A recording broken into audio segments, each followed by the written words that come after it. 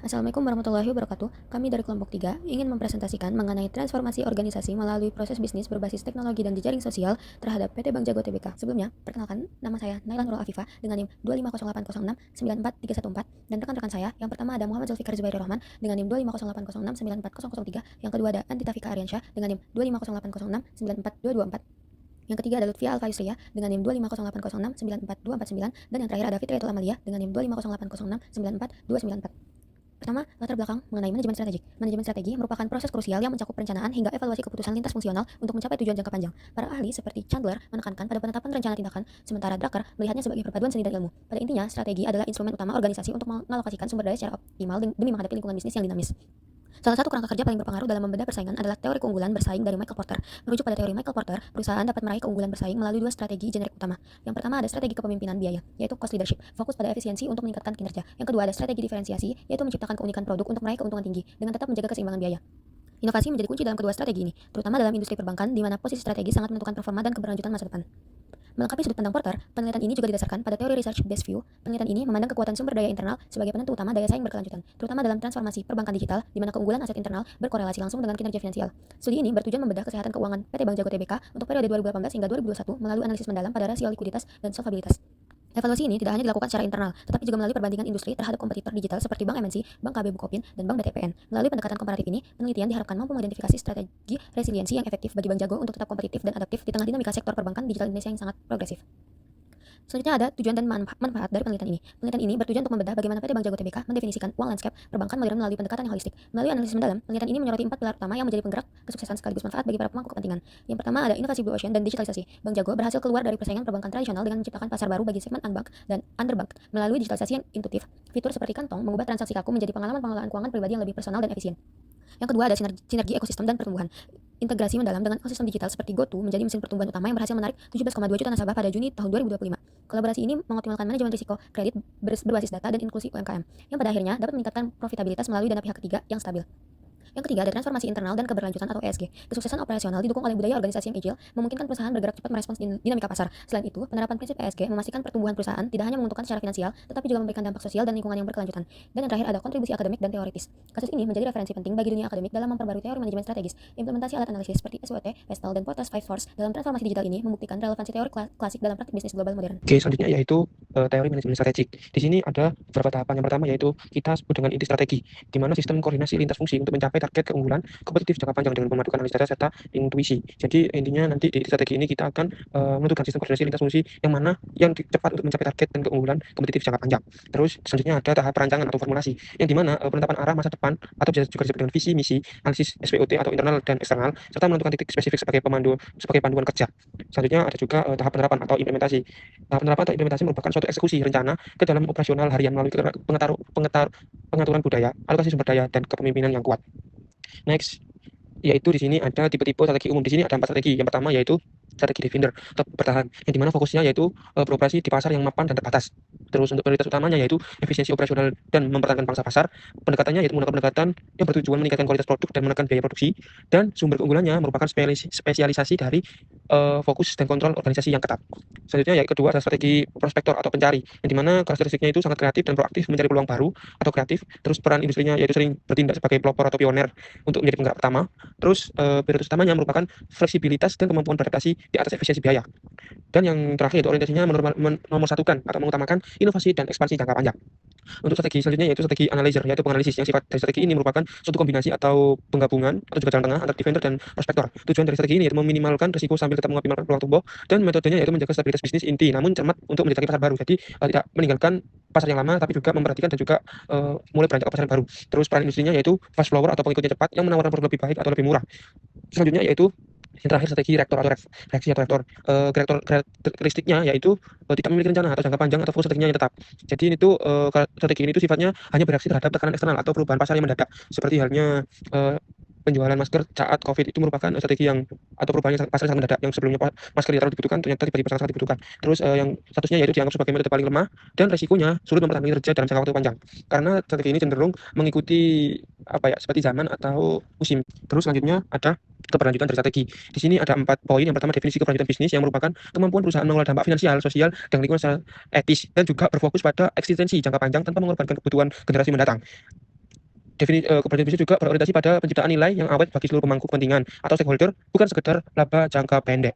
Terus selanjutnya yaitu kerangka triple bottom line atau TBL, di mana konsep ini merupakan konsep yang digagas John Elkington yang menilai keberhasilan perusahaan melalui 3 fondasi, yaitu profit atau ekonomi, people, sosial, dan planet atau lingkungan. Di mana profit nantinya menjamin kelancaran arus kas dan keberlangsungan finansial, people atau sosial menitik beratkan pada kesetaraan kemampuan staf dan kesetaraan lingkungan masyarakat, dan planet atau lingkungan berkomitmen pada efisiensi sumber daya dan meminimalkan dampak buruk terhadap ekosistem. Selanjutnya ada faktor yang mempengaruhi implementasi, yaitu di mana unsur internal, visi kepentingan yang sangat kuat, budaya organisasi yang menunjukkan moralitas dan infrastruktur sebagai sosi efisien, dan unsur eksternal yaitu regulasi pemerintah yang ketat. Selanjutnya ada relevansi dalam sektor kesehatan yang memerlukan harmonisasi antara optimalisasi biaya agar operasional tetap berjalan dan juga tetap menjaga mutu perawatan pasien dan menyeimbangkan efisiensi biaya di tengah tekanan anggaran sistem asuransi kesehatan. Untuk penelitian yang terkait yaitu banyak sekali para peneliti atau para akademisi yang menyatakan bahwa Bank Jago merupakan manajemen risiko yang luas guna menyeimbangkan inovasi pesat dengan kepatuhan terhadap regulasi perbankan yang ketat terkait pelestarian ekonomi. Studi-studi tersebut kerap mengevaluasi bagaimana kemitraan strategis dengan beragam platform pihak ketiga, contohnya seperti aplikasi Bibit dan Stockbit, menguatkan perolehan pendapatan bersumber dari biaya layanan atau free based income. Secara keseluruhan, inti kejayaan pengelolaan strategi Bank Jago terletak pada kemampuan mereka menyelaraskan struktur organisasi yang efektif dengan visi teknologi, memungkinkan respon yang seketika terhadap perubahan perilaku nasabah digital atau real time. Selanjutnya adalah profil dan juga strategi umum prospektor Bank Jago. PT Bank Jago Tbk merupakan hasil transformasi dari Bank Artos Indonesia yang telah didirikan pada tahun 1992 dan berganti identitas pada tahun 2020 untuk menjawab semua tantangan ekonomi digital. Sebagai bank berbasis teknologi, Bank Jago berfokus pada layanan perbankan digital yang terintegrasi dalam ekosistem luas untuk melayani segmen retail dan juga UMKM. Dengan visi menjadi bank terkuat di pasar menengah dan juga mass market, perusahaan Bank Jago mengusung misi dengan meningkatkan kesempatan tumbuh nasabah melalui solusi finansial yang life-centric serta berkomitmen pada inklusi keuangan yang berkelanjutan. Dalam operasinya, Bank Jago menerapkan strategi prospektor yang berfokus pada inovasi agresif dan penciptaan peluang pasar baru. Hal ini dibuktikan melalui pengembangan aplikasi Jago yang personal serta kolaborasi strategis dengan ekosistem digital seperti Goto atau Gojek dan juga GoPay. Strategi ini memungkinkan perusahaan untuk tetap fleksibel dan cepat beradaptasi dibandingkan bank konvensional. Kekuatannya terletak pada kemampuan menciptakan blue ocean dan budaya organisasi yang adaptif. Meskipun masih menghadapi tantangan berupa ketergantungan tinggi pada teknologi, resiko cyber, serta perlunya penguatan pemahaman strategi di level internal karyawan. Analisis keberlanjutan strategi. Keberlanjutan strategi PT Bank Jago Tbk dapat dilihat melalui 3 pilar utama, yaitu ekonomi, sosial, dan lingkungan. Dari aspek ekonomi, Bank Jago mendorong pertumbuhan bisnis melalui pengembangan layanan perbankan digital dan kolaborasi dengan berbagai ekosistem digital yang meningkatkan jumlah nasabah dan aktivitas transaksi. Dari aspek sosial, perusahaan berupaya meningkatkan inklusi dan literasi keuangan masyarakat melalui layanan perbankan digital yang mudah diakses. Sementara, dari aspek lingkungan, digitalisasi layanan membantu mengurangi penggunaan kertas dan aktivitas operasional fisik, sehingga mendukung praktik bisnis yang lebih ramah lingkungan. Keberlanjutan strategi perusahaan juga dipengaruhi oleh beberapa faktor pendukung dan penghambat. Faktor yang mendukung antara lain, yang pertama, perkembangan teknologi digital yang pesat. Yang kedua, meningkatkan minat masyarakat terhadap layanan keuangan digital. Yang ketiga, kolaborasi berbagai mitra dalam ekosistem digital. Yang keempat, dukungan terhadap peningkatan inklusi keuangan di Indonesia. Namun, terdapat pula beberapa faktor yang dapat menjadi penghambat, yaitu yang pertama, persaingan yang semakin ketat dalam industri perbankan digital. Yang kedua, risiko keamanan data dan sistem teknologi. Yang ketiga, ketergantungan pada infrastruktur teknologi digital. Dan yang terakhir, perubahan regulasi dalam sektor perbankan dan fintech. Selain itu, PT Bank Jago Tbk menunjukkan kemampuan adaptasi yang baik terhadap perubahan pasar melalui transformasi digital serta pengembangan berbagai inovasi layanan keuangan berbasis teknologi. Perusahaan secara aktif menyesuaikan strategi bisnisnya dengan perkembangan kebutuhan masyarakat yang semakin bergantung pada layanan digital. Penerapan strategi prospektor memungkinkan Bank Jago untuk terus mencari peluang baru, memperluas kolaborasi dengan berbagai mitra dalam ekosistem digital, serta mengembangkan fitur dan layanan yang lebih inovatif bagi nasabah. Dengan pendekatan tersebut, Bank Jago dapat tetap relevan dalam menghadapi persaingan industri perbankan digital sekaligus mempertahankan pertumbuhan bisnis yang berkelanjutan dalam jangka panjang. Selanjutnya ada evaluasi kinerja strategi. Hal ini dilakukan untuk melihat sejauh mana strategi perusahaan memberikan dampak terhadap profitabilitas dan daya saing perusahaan. Strategi digitalisasi dan kolaborasi ekosistem yang diterapkan oleh PT Bank Jago Tbk membantu meningkatkan aktivitas layanan digital serta memperluas jangkauan pasar. Melalui aplikasi Jago, perusahaan menghadirkan berbagai fitur pengelolaan keuangan yang inovatif, sehingga memberikan nilai tambah bagi nasabah dan memperkuat posisi perusahaan dalam industri perbankan digital. Selain itu, evaluasi strategi juga dilakukan dengan membandingkan posisi perusahaan dengan pesaing dalam industri yang sama. Dalam industri perbankan digital di Indonesia, Bank Jago bersaing dengan PT Bank Neo Commerce Tbk dan PT Alo Bank Indonesia Tbk. Dibandingkan pesaingnya, Bank Jago memiliki keunggulan pada strategi kolaborasi ekosistem digital serta inovasi fitur aplikasi yang berfokus pada pengalaman pengguna, sehingga mampu menjangkau lebih banyak nasabah dan meningkatkan aktivitas transaksi. Slide selanjutnya akan membahas rekomendasi dan simpulan. Yang pertama itu rekomendasi strategi atau mitigasi dan penguatan, dibagi menjadi 4 poin. Poin yang pertama yaitu mitigasi risiko siber adalah investasi teknologi enkripsi, autentikasi ganda, dan pembangunan sistem cadangan backup 24/7. Yang poin kedua, penguatan internal adalah sosialisasi dan karya teori blue ocean strategi bagi seluruh level karyawan. Poin yang ketiga yaitu validasi nasabah, yaitu melakukan survei primer atau FGD atau wawancara untuk menangkap kebutuhan pasar yang belum terpenuhi. Poin yang keempat yaitu pemanfaatan AI adalah analisis sentimen nasabah untuk personalisasi fitur aplikasi. Rekomendasi selanjutnya yaitu rekomendasi jangka pendek 1-2 tahun ke depan. Dibagi menjadi 4 bagian atau 4 poin, yaitu fokus terhadap fundamental, kepercayaan, dan efisiensi. Poin yang kedua yaitu keamanan siber, terus pada implementasi alpha threat detection dan kampanye literasi digital bagi nasabah. Poin yang ketiga yaitu ekosistem, adalah pendalaman integrasi API dengan GoTo finansial dan Bibit untuk pengalaman seamless. Poin yang keempat yaitu inklusi keuangan, adalah penyederhanaan user interface atau UI aplikasi untuk segmen mass market dan penguatan Jago Syariah. Selanjutnya itu rekomendasi jangka panjang lebih dari 2 tahun, yaitu berfokus pada inovasi posisi pasar dan keberlanjutan. Yang kedua itu green banking atau pembagian portofolio sustainable finance dan pengurangan jejak karbon operasional. Yang ketiga itu hiperpersonalisasi atau penggunaan machine learning untuk menawarkan produk yang spesifik bagi tiap individu. Yang keempat yaitu standarisasi ESG, yaitu penerapan standar environmental, social, and governance dalam setiap keputusan pembiayaan. Selanjutnya itu implikasi manajerial. Yang poin pertama itu prioritas keamanan. Prioritas keamanan adalah keamanan siber bukan lagi fungsi pendukung melainkan instrumen strategis bersaing. Yang poin kedua itu decision making. Decision making adalah pengambilan keputusan harus berbasis data atau data driven dari sinergi ekosistem. Poin ketiga itu kepemimpinan adaptif. Manajer harus fleksibel terhadap perubahan regulasi OJK dan proaktif terhadap tren masa depan. Poin keempat itu keseimbangan, menjaga harmoni antara profitabilitas ekonomi dan tanggung jawab sosial. Selanjutnya itu ada simpulan.